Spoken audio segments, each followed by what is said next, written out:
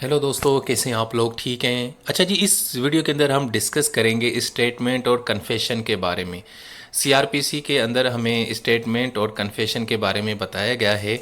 Confession का मतलब क्या है, आप लोग को वैसे ही अंदाज़ा है। कन्फेशन का मतलब होता है कि इकरार करना, एतराफ़ करना किसी जुर्म का। ठीक है। सो कन्फेशन की जो एक्चुअल डेफिनेशन है ना, वो आपको सीआरपीसी में या कानून शहादत के अंदर नहीं मिलती, लेकिन आम तौर पे कन्फेशन का मतलब है कि ऐसा बयान या ऐसी स्टेटमेंट जिसमें अक्यूज्ड बंदा ये एडमिट करे कि हाँ, ये मैंने ही जुर्म किया है, वो अपने जुर्म को कबूल कर ले। हम इसको बोलते हैं कन्फेशन। ठीक है। लेकिन सीआरपीसी में कन्फेशन रिकॉर्ड करने का एक पूरा तरीक़ेकार बताया गया है। और अक्सर ये सवाल एग्ज़ाम के अंदर आता है कि जनाब, कन्फेशन और स्टेटमेंट रिकॉर्ड करने का क्या तरीक़ेकार है मजिस्ट्रेट के सामने। इसके हवाले से जो हमारे पास रेलेवेंट प्रोविजंस हैं, सबसे पहले तो आपने हमेशा याद रखना है कि कन्फेशन और स्टेटमेंट की जो सबसे अहम प्रोविज़न है वो है सेक्शन 164 सीआरपीसी, और दूसरा है 364। ये दोनों जो सेक्शन है ना, ये हमें बताते हैं कि किस तरह कन्फेशन और स्टेटमेंट आपने रिकॉर्ड करनी है। वैसे तो सेक्शन 164 एक्चुअली हमें ये भी कहता है कि आपने जब कन्फेशन रिकॉर्ड करनी है तो आप मजिस्ट्रेट फर्स्ट क्लास और सेकंड क्लास के पास जाएंगे, लेकिन वो दोनों भी तब ही आपकी स्टेटमेंट रिकॉर्ड करेंगे, यानी कि फ़र्स्ट क्लास मजिस्ट्रेट या सेकंड क्लास मजिस्ट्रेट, जब हुकूमत उनको ऑथराइज्ड करेगी, जब उनको वो ताकत या पावर देगी। इसके हवाले से कानून शहादत ऑर्डर जो है ना 1984, उसके जो सेक्शन, उसके जो आर्टिकल हैं 37 से लेकर 43, वो भी कन्फेशन के बारे में हमें बताते हैं। लेकिन क्योंकि हम सीआरपीसी पढ़ रहे हैं तो हमारा ज़्यादा फोकस जो होगा वो 164 सेक्शन और 364 होगा। अच्छा, वैसे कानूनी शहादत ऑर्डर का जो आर्टिकल 37 है और 38, ये मैं आपको वैसे हल्का सा बता देता हूँ कि आर्टिकल 37 में ये लिखा हुआ है कि भाई, जो कन्फेशन अगर आप देते हैं, एतराफ़ करते हैं, लेकिन वो आप धमकी के नतीजे में या प्रेशर में आके या दबाव में आके या किसी के कहने के ऊपर, या किसी ने कोई आपके साथ लेन देन का मामला किया है, कोई वादा करता है कि तुम ये स्टेटमेंट दे दो या एतराफ़ कर लो तो मैं तुम्हें ये चीज़ दिलवा दूंगा, इस तरह की सारी जो भी चीज़ होगी ना, उसको कबूल नहीं किया जाएगा। अदालत में उसकी उसकी कोई हैसियत नहीं है। इसी तरीके से आर्टिकल 38 जो है ना कानून शहादत ऑर्डर कहता है कि अगर आपने पुलिस ऑफिसर के सामने और इन्वेस्टिगेशन के दौरान अगर कोई स्टेटमेंट दी है 164, तो उसकी भी कोई भी जनाब कोई ख़ास हैसियत नहीं है, बल्कि वो तो मना करते हैं कि आप पुलिस ऑफिसर के सामने ये स्टेटमेंट ना दें। अगर देनी है तो अदालत में जाके मजिस्ट्रेट के सामने ही दें। अच्छा जी, अब मैं आपको बताऊंगा कि कन्फेक्शन रिकॉर्ड करने का क्या तरीक़ेकार है। बड़ा ही सिंपल है भाई। सेक्शन 164 के अंदर ये बताया गया है, मजिस्ट्रेट के पास ये पावर है कि वो कन्फेशन को रिकॉर्ड कर सकता है, और जो विटनेसेस हैं उनकी स्टेटमेंट रिकॉर्ड कर सकता है। सो सेक्शन 164 जो है ना, वो कन्फेशन से भी रिलेटेड है, यानी कन्फेशन जो अक्यूज करता है, और साथ में जो विटनेसेस हैं उनकी स्टेटमेंट के बारे में बताता है। सो अब देखते हैं इसका तरीक़ेकार क्या है। जनाब, सबसे पहले जब मजिस्ट्रेट ने कन्फेशन रिकॉर्ड करनी है तो सबसे पहले तो वो उस भाई साहब को पहले बताएंगे जिसने ये स्टेटमेंट देनी है कि भाई, आप जो है ना, आप बाउंड नहीं है। ठीक है। सबसे पहले मजिस्ट्रेट उसको कहेगा कि भाई, ये आप बाउंड नहीं है कि आप ये स्टेटमेंट रिकॉर्ड करें, यानी आपके ऊपर ये कोई फ़र्ज़ नहीं है, आपकी मर्ज़ी है, दे ना दे ना दे। पहले तो ये चीज़ आपने उसको बतानी है, मजिस्ट्रेट उसको बताएगा। फिर दूसरा उसको ये बताएगा कि भाई, ये जो स्टेटमेंट आप देने जा रहे हो ना, ये आगे चल के आपके आपके ख़िलाफ़ इस्तेमाल होगी, आपके ख़िलाफ़ एज ए एविडेंस, सबूत के तौर पे इस्तेमाल होगी। सो ये दोनों चीज़ें पहले मजिस्ट्रेट उस बंदे को जो अक्यूज़ड है या जो विटनेस है, ये जो स्टेटमेंट देने जा रहा है, उसको ये पहले खबरदार करेगा, वार्निंग देगा। नंबर 1 वार्निंग कि भाई, तुम बाउंड नहीं हो, तुम नहीं देना चाहते 164 की स्टेटमेंट, कोई बात नहीं, चले जाओ। नंबर 2, दूसरा ये कि ये बयान अगर आपने दिया तो फिर ये फ्यूचर में आपके ख़िलाफ़ इस्तेमाल हो सकता है एज ए एविडेंस के तौर पे।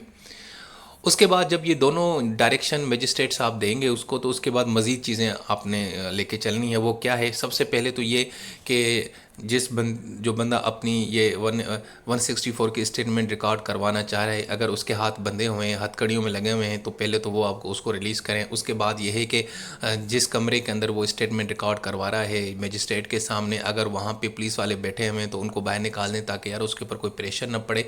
उसके बाद जनाब क्या होगा कि मजिस्ट्रेट जनाब उसको अच्छा खासा टाइम देगा कि भाई तुम सोचो समझो, ठीक है, ठंडा पानी पियो, मज़े से अपना टाइम लो, आधा घंटा घंटा लो, और उसके बाद फिर मुझे बताओ कि तुमने ये स्टेटमेंट देनी है कि नहीं देनी है।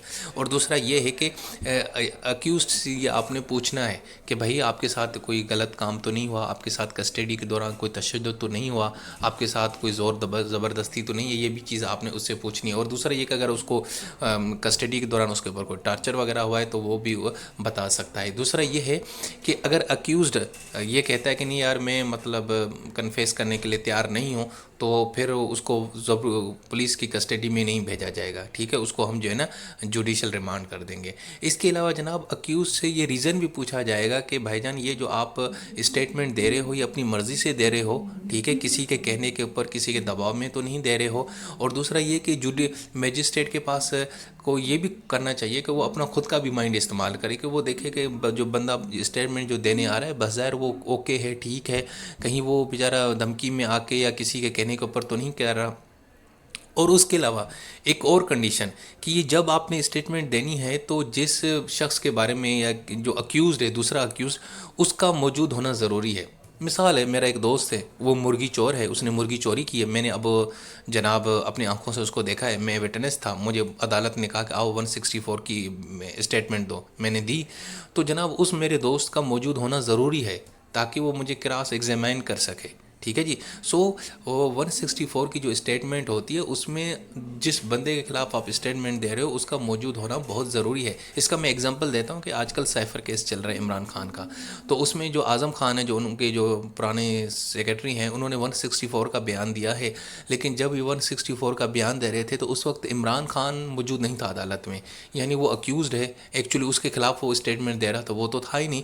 तो इसके ऊपर अभी ये बड़ा इशू चल रहा है कि जी 164 की स्टेटमेंट ये कैसे दी जा सकती है, जबकि कानून के अंदर 164 सेक्शन के अंदर ये लिखा हुआ है कि जिस अक्यूज़ड के खिलाफ आपने स्टेटमेंट देनी है तो उसका मौजूद होना ज़रूरी है वहाँ पे, ताकि वो उससे कुछ अपना जो है ना सवाल जवाब कर सके। अच्छा जी, इसके अलावा अगर अदालत समझती है कि ये जो बंदे ने जो कन्फेशन दिया है, इकरार किया है, इतराफ़ किया है, ये सही नहीं है या इसमें कोई मसला है, तो वो अदालत उसको रिजेक्ट कर सकती है। दूसरा ये है कि अदालत ने ये भी चेक करना है कि ये बंदा अपनी रज़ामंदी से दे रहा है, और उसके लिए अगर उसको ज़रूरत पड़े तो वो उसका जो है ना बंदे का जो है ना जहनी जो मेंटल कंडीशन है उसको भी वो यानी कि देख सकती है, मॉनिटर कर सकती है कि यार बंदा कोई मेंटली टॉर्चर तो नहीं है या पागल शागल तो नहीं है। और दूसरा ये कि अगर प्रिजनर जो बंदा है अगर वो लिखना चाहता है तो वो लिख के भी अपनी कन्फेशन स्टेटमेंट दे सकता है। दूसरा ये है कि मजिस्ट्रेट उसको बताएगा भी कि भाई अगर तुम चाहते हो तो अपने वकील से कंसल्ट करके कन्फेशन स्टेटमेंट दे सकते हो, ऐसी कोई बात नहीं है।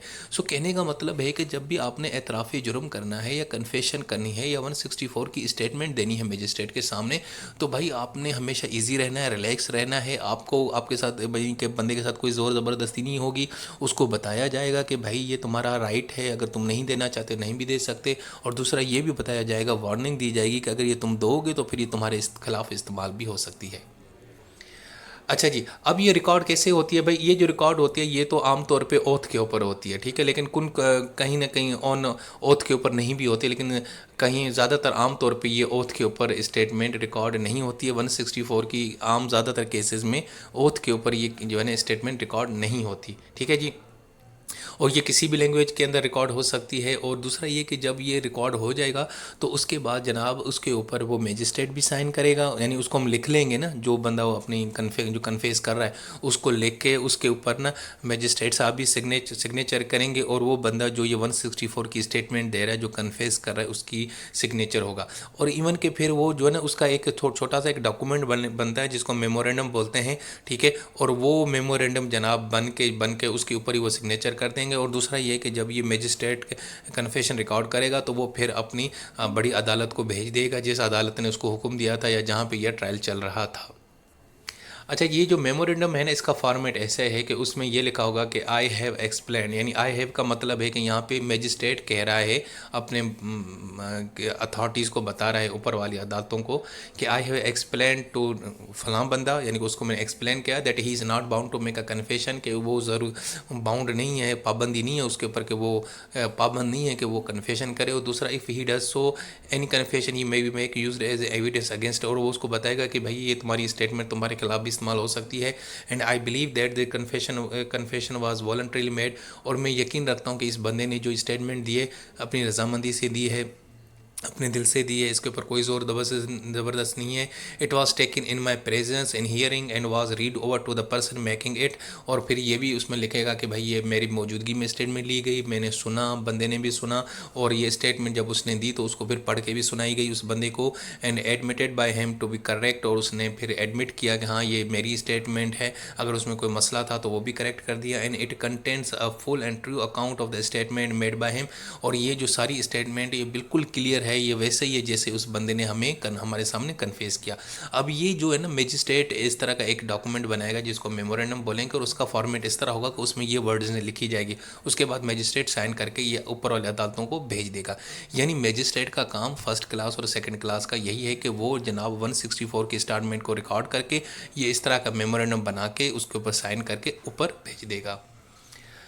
अच्छा जी, इसके अलावा अब कुछ काइंड्स हैं कन्फेक्शन की। सबसे पहले तो जुडिशल कन्फेशन, ये वही है जो अभी मैंने आपको बताया, यानी कि 164 सेक्शन के तहत जो भी कन्फेशन किया जाता है हम उसको बोलते हैं कि ये जनाब जुडिशल कन्फेक्शन है। ये मजिस्ट्रेट के सामने पेश की जाती है और इसकी बहुत अहमियत होती है और ये एविडेंस के तौर पे भी इस्तेमाल होती है। उसके बाद दूसरी टाइप है एक्स्ट्रा जुडिशल कन्फेशन।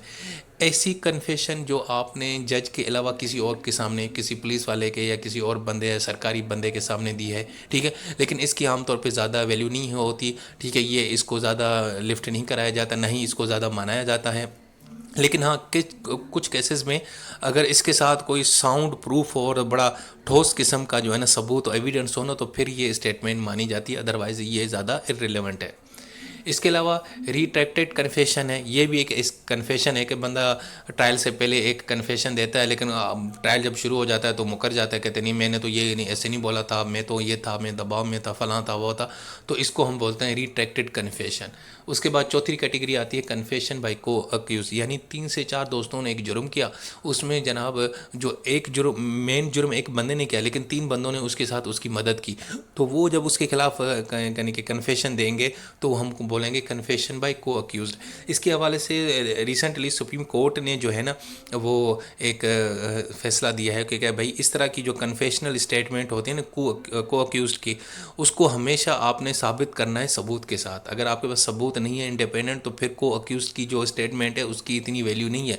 लेकिन अगर आपने उसको को अक्यूज्ड की स्टेटमेंट को मेंशन करना है, लिखना है, तो भाई फिर साथ में उसके खिलाफ आपके पास ठोस सबूत भी हो। ठीक है जी।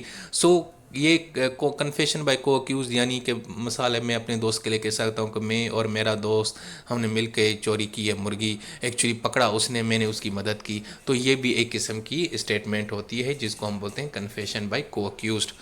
ठीक है दोस्तों, ये था हमारा आज का टॉपिक, ये है कन्फेशन के बारे में। 164 की स्टेटमेंट इसको कहा जाता है।